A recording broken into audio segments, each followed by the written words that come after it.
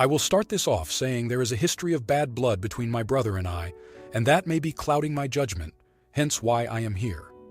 I, 34-year-old female, for the last several weeks I've been taking my brothers, 37-year-old male, two youngest kids, 5-year-old boy and girl, to school. I already didn't want to do this to start with because it interferes with the routine that I previously had set for another of my nieces that I have guardianship of. Oftentimes he's running late and the kids aren't ready, which in turn makes my kid late for school as well. Then it became taking him places, like to the store or work after dropping all the kids off and then getting angry at me when I don't want to. There is also the fact that I just plain don't like his kids, especially his daughter. I love them because they're family, but I don't like them. His daughter is mean, bossy, and a flat-out bully that always torments her siblings, and my brother doesn't do anything to stop it because she is the golden child. And his son, for the most part, is fine, but he can act out and be mean too, often calling me names or kicking my seat while I'm driving. And when I get upset and try to get him to stop, my brother gets mad at me. Today, though, was a day where everyone was running late, me included, and he wanted me to run him to work, but that was impossible without making me late to my own job. He then goes on a long rant about how he doesn't have help, nobody cares about his kids or wants to help him, etc., etc. He doesn't appreciate anything, and no matter what you do, it's never enough. He always wants more, and I'm exhausted all the time because I work a very demanding job that has long hours, and I don't want to do the extra running with his kids anymore because of how unappreciative and ungrateful he is with his constant demands for more. But I know that if I stop giving them a ride, the kids will have no way to get to school, because my brother doesn't have a car or a license. So, would I be the jerk if I stopped giving them a ride? Tialdar, I don't want to give my brother's kids a ride to school every day because he doesn't appreciate it and always demands more. But if I stop, he has no way to get them to school. Edit. I've been getting this question a lot, so I'll add the info here. My brother's kids can't use the bus because they live too close to the school. They live in that awkward area that is too far to walk, but not far enough that they qualify to use a school bus. And he doesn't have a license because he had his license suspended and can't get it back until he pays roughly $10,000 in fines. Now here are the comments. Comment 1. NTA. Obviously your brother only sees you as an Uber, except he doesn't feel he has to pay. You need to set down a hard boundary of this attitude. His whining about nobody wants to help him may be due to this, you think? If you decide to keep driving him and his kids around, sans payment, there are some rules he and the kids have to follow. First, they can't be late. Second, the kids better damn well behave themselves and quit being brats. The first offense will result in you ending the life of the whole deal. If he can't deal with the rules, then he can find another way to get him and his kids around. You're done. Him and his kids' transportation is a him problem, not a you problem.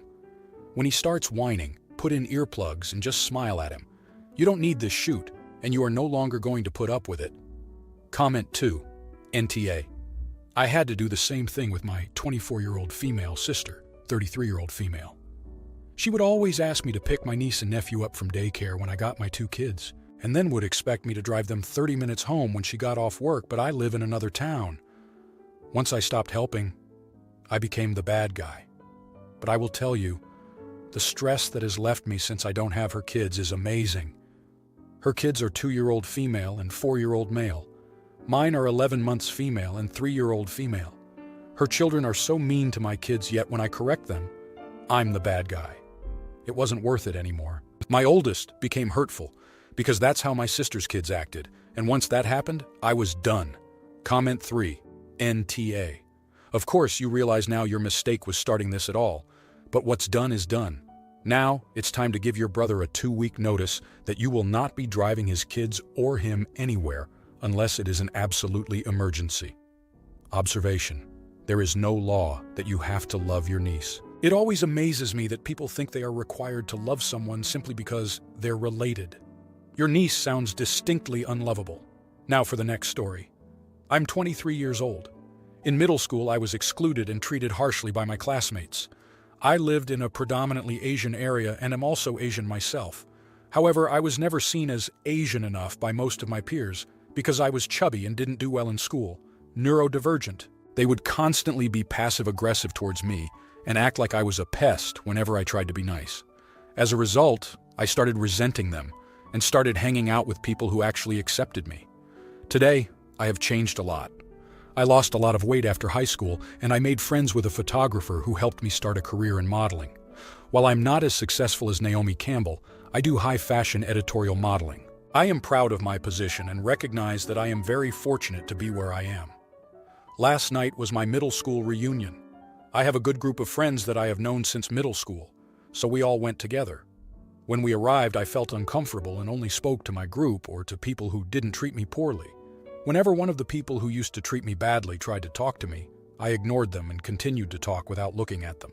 I didn't see it as an issue since they did the same thing to me.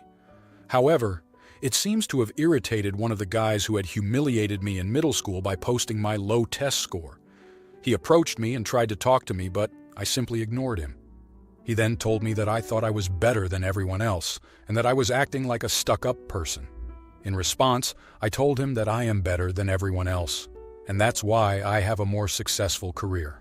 We exchanged some words because I mentioned how he treated me poorly and therefore shouldn't feel entitled to my time or respect. At that point, my friends suggested that we leave. Personally, I feel like you treat others the way they treat you, and they all treated me poorly in middle school. My friends were on my side, but some of them felt that I could have tried to be nice to keep the peace. Am I the idiot? Now, here are the comments. Comment 1. Look, I get that being young is hard, but this seems like a non-violent revenge fantasy. First problem, I can tell you that a lot of people over the age of 21 don't recall what happened in middle school. We may remember a vague feeling about someone, but probably not as specific as you mentioned. Second, there has never been a middle school reunion. High school or college reunions, yes, but most people wouldn't go. Nobody in their right mind would attend a middle school reunion. Third, it seems like you Googled a famous model from 10 years ago to make yourself sound older. You're probably around 13 years old. Now, if we read this the way I do, let's give you an everyone sucks here. Yes, they suck for being mean and entitled, but you also suck because your actions and words are completely childish. Something a 13-year-old would do. Just saying. Comment 2. You're the idiot. You're an adult now, so you shouldn't act like the way those people did when they were middle schoolers. I understand not wanting to talk to them, but telling them that I'm better than all of you is just cringy and unnecessary. Comment 3. Who has a middle school reunion? Interesting. So basically, to punish the children that acted like children, you, as an adult, acted like a rude child. Gotcha. Yep, you're the idiot. Now for the next story. Me, 27-year-old female, and my boyfriend, 32-year-old male, came on vacation together. I paid for his flight and for most of the excursions thus far, and since we got here, he's been in contact with his childhood best friend named Monica. I've never met this girl, but I've heard about her in passing. Since we arrived, she's been blowing up his phone. Earlier today, he asked me if I would allow him to meet up with her alone so they could catch up. I asked why I couldn't go, and he said because he wanted to tell her things and didn't want to make her feel bad in front of me. I said no. I told him we could all go out together to eat or to a bar. This was around 11 p.m. He did not solidify any plans, so I figured we were staying in for the night. I took a shower, did my skincare, and went to sleep for the night. It's now 2 a.m., and he very silently whispered, "Okay, babe, I'll be back," almost as if to not wake me up.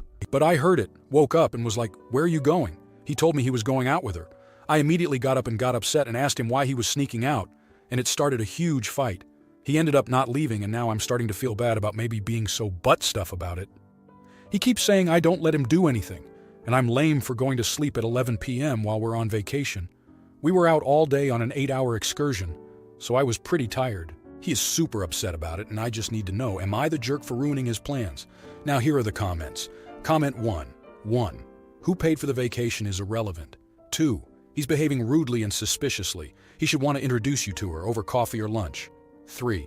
A request to meet her in a hotel bar to drink and catch up for an hour or two is fine after you have met her, for a limited period of time, with the understanding you can join them or not if you find the reminiscing boring. Personally, I love hanging back listening to people talk about my guy when he was younger, but not everyone does. 4. The slipping out at 2 a.m. is totally suspicious. Not the idiot, and what the frick is wrong with your boyfriend? And her too, frankly. Comment 2. Not the idiot. His behavior is suspicious at best. He totally thought he could say he told you he was leaving and you didn't say anything, so he thought it was fine. He assumed you were dead asleep and wouldn't hear it. Leaving at that hour to meet up with another woman who you had already expressed you didn't want him to is really not okay. You came on vacation together and didn't know anything about this childhood best friend. She's not part of your mutual vacation plans, and it's odd he wants to meet her alone during the vacation you're on together. Comment 3, lol, not the idiot. He's clearly trying to frick around. Not allowing you to come along is a big red flag. He should be happy to introduce you as part of his life. Sneaking off at 2 a.m. while you are asleep is just beyond insane. It's all but catching him red-handed. Yeah, maybe he prefers parties to excursions, but he could have communicated that, and he knew what the plan was. Just sounds like a childish and over-entitled jerk. Now, for the next story. Hey, Reddit. Throwaway account for obvious reasons. I'm writing this from my mobile as I'm out of the house. For reasons you'll see, so I'll try my best with the formatting. I feel like I'm going crazy in the last few days and could use some outside perspective on whether I'm in the wrong or not. The situation. So, my wife, 29 years old, and I, 31 years old, have been married for 5 years, and overall, we've had a great relationship. However, we've recently hit a rough patch when it comes to our finances. My wife is a stay-at-home mom to our 2 kids, 3 years old and 5 years old, and she does an incredible job. I work a demanding job that requires long hours, but it pays well enough for us to live comfortably. We've always had a joint account where my salary goes, and she handles all the expenses from there. The issue. Lately, I've noticed that our savings have been dwindling faster than usual. I sat down and went through our expenses, only to find out that she's been making some questionable purchases. I'm talking about luxury items like designer handbags and spa treatments, amounting to thousands of dollars. I tried to talk to her about this, and it didn't go well. She argued that since she's taking care of the kids full-time, she deserves to treat herself from time to time. I get it, being a parent is tough, but it feels like there should be some moderation. My stance. I believe in treating oneself, but within reason. We need to think about our children's future and have a safety net for emergencies. I suggested that we set a budget for personal expenses, so we can both enjoy some freedom without jeopardizing our financial stability. Her reaction? She was not happy about this proposal at all. She accused me of being controlling and not appreciating the sacrifices she makes as a stay-at-home mom.